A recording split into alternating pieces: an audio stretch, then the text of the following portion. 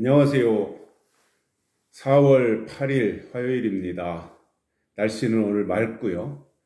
화창한 날씨입니다. 이제 꽃들이 만발하는 이 좋은 계절인데 우리의 마음속에는 응어리가 있습니다. 그리고 아직도 몸과 마음은 춥습니다. 그럼에도 다시 한번 우리가 기운을 내서 우리가 원하는 이것을 달성할 수 있도록 에너지를 발휘하고 우리의 힘을 규합하기 위해서 다시 스크럼을 짜야 되지 않을까 그런 생각을 해봅니다. 저는 오늘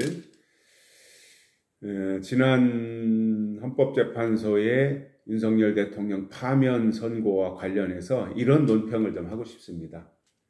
이번 전투에서는 우리가 패했지만 전쟁에서는 이기자라는 거예요. 전쟁을 하다 보면 지역 전투가 있잖아요. 지역별로. 전투에서 질 수 있어요. 그러나 전투에서 진 것이 꼭 전쟁에서 패배하는 것으로 연결되지는 않습니다. 더 큰 것을 위하여 좀 덜 중요한 것을 내줄 수도 있고 또 소홀히 하다 보니까 패배를 당할 수도 있어요. 이번 헌법재판소와의 전투에서는 의회의 기습을 당한 거죠. 믿었던 재판관들의 배신으로 예상치 못한 기습을 당한 거예요. 그래서 얼떨결에 대항도 제대로 하지 못하고 그 전까지는 참 잘 단일 대우로 잘 싸워왔는데 헌법재판소와의 마지막 싸움에서 외부에서 어떤 압력이 언제 들어갔는지 모르지만 그 싸움에서는 패배하고 말았습니다. 참 어처구니 없고 안타까운 일이지요. 그러나 언제까지 패배주의에 빠져가지고 실의에 빠져가지고 탄식만 하고 있을 수는 없잖아요. 대선은 또 곧 치러져야 되는데. 그래서 헌법재판소 또는 민주당과의 싸움에서 그 전투에서는 패배했지만 대선이라고 하는 전쟁에서 이기면 모든 전리품, 승전보, 사기, 의혹 이런 것은 다 되돌아오는 것이고 윤석열 대통령도 지켜줄 수 있게 되는 거잖아요. 저놈들이 전투에서 이기고 나서 윤석열 때려잡기 위해서 이제 수단방법 가리지 않을 거예요. 또 김건희 여사도 무슨 수를 써서라도 올무를 씌워가지고 제거하려고 할 거예요. 그리고 유튜버들도 그렇고 아무튼 여러 가지 자기들에게 비호적으로 말한 모든 세력들을 아마 다 제거하려고 나올 수도 있어요. 여러 가지 내란에 동조했다라든가 무슨 명예를 훼손했다든가 여러 가지 구실을 붙일 것 많이 있지 않겠습니까? 그래서 이번 전투에서는 졌지만 패배주의에서 빨리 벗어나서 전쟁에서 이길 수 있도록 전략을 짜야 된다. 그래서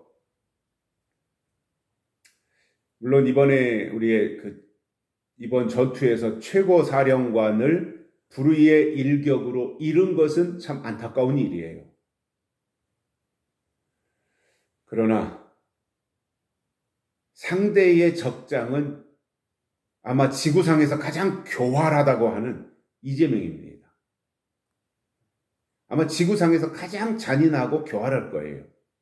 제가 보는 견지는 그래요. 제가 관상학을 하는 사람은 아니지만 그동안 이재명이 해온 과정을 보면 수시로 말을 바꾸고 형이나 형수를 향해서 욕을 하고 그 이외에 여러 가지 성남시와 관련된 사업의 인허가권을 가지고 이득을 취하고 했다고 하는 여러 가지 의혹들 이러한 것들을 볼 때 야, 이재명이라고 하는 사람은 저런 사람이구나. 그래도 얼굴색 하나 변하지 않고 뻔뻔하게 이렇게 하는 모습들을 보면서 상대방의 적장이 이재명인데 이재명은 어떠한 정상적인 사고나 정상적인 방향으로 가는 것이 아니라 아주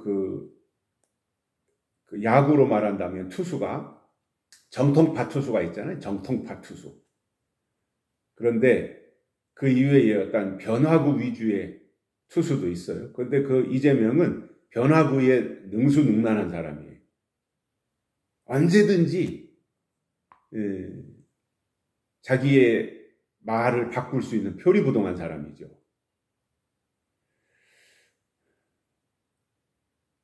그렇기 때문에 예측이 안 되기도 하지만, 그러나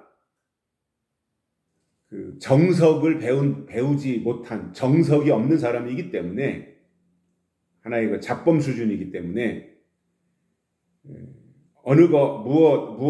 무언가 하나 덜미가 잡히면 저 사람은 그 수렁에서 벗어나기가 어렵다. 왜냐?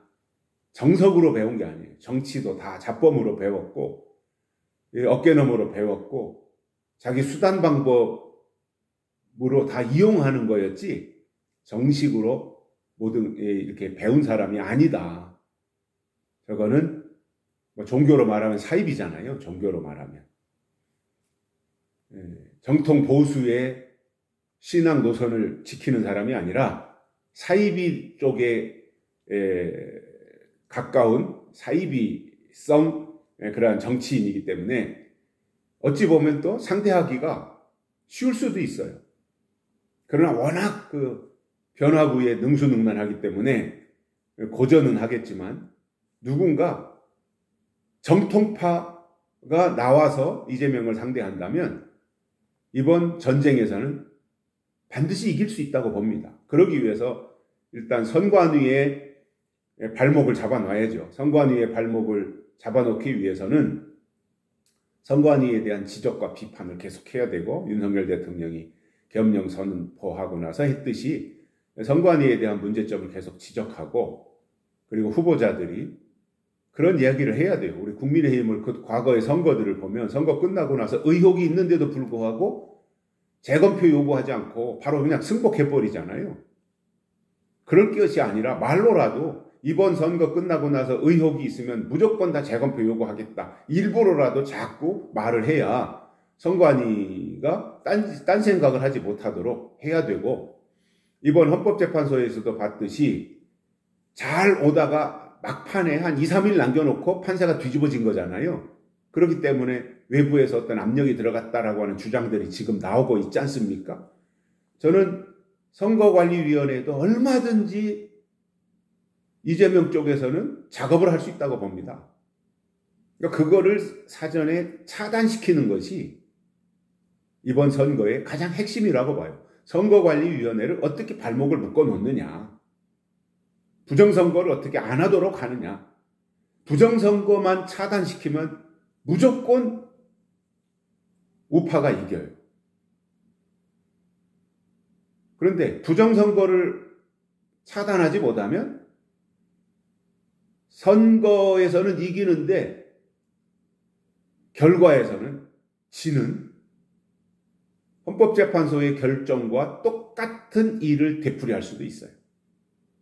그래서 이번 선거는 선거관리위원회를 어떻게 감시하느냐, 그리고 선거관리위원회가 딴짓을 못하도록 어떻게 안전장치를 우파에서 하고 갈 것이냐, 이러한 부분들에 대한 고민이 속히 이루어지고 그런 방향으로 나가야 될 것이다. 이 말씀을 드리면서 다시 한번, 전투에서는 불의의 일격으로 헌법재판소와의 전투에서는 패배했지만 이번 대선이라고 하는 전쟁에서는 반드시 이겨야 된다. 대선에서 이기면 된다. 그러면 모든 것을 그대로 다 지켜낼 수 있다라는 말씀을 드립니다. 여기까지 하겠습니다. 고맙습니다.